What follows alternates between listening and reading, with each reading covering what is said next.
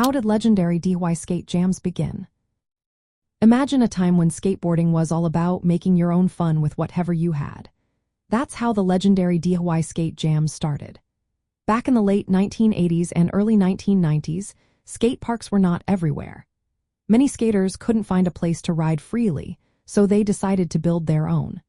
They took concrete, wood, and whatever materials they could find and turned abandoned urban spaces into skate spots. One of the most famous early examples is the Burnside Skatepark in Portland, Oregon.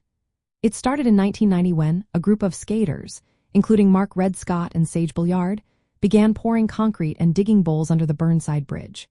They did all the work themselves, with basic tools and a lot of determination. This project showed that skaters could create their own skate parks without waiting for city approval.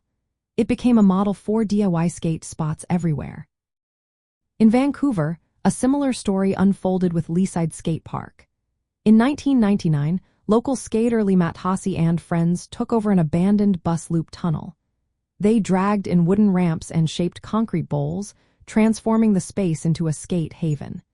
They maintained and expanded it themselves, proving that skateboarding spaces could be built and managed by the community. These DIY skate jams grew from the need for places to skate and the desire to take control of their environment. Skaters learned carpentry, concrete work, and how to organize events. They brought their homemade obstacles to sessions, sharing skills and encouraging others to get involved. These gatherings weren't just about skating. They were about community, creativity, and making the most of neglected spaces. The DIY spirit is rooted in skateboarding's history of independence and self-reliance.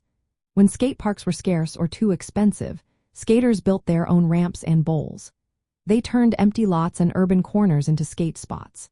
These events became festivals of skill and camaraderie, where everyone could participate and learn.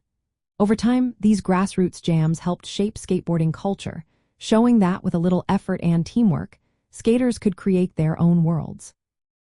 So, the story of how legendary DIY skate jams began is really about skateboarding's core values: creativity, community, and taking action.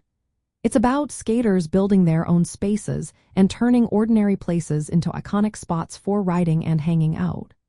This DIY approach continues today, inspiring new generations to craft their own skateboarding experiences.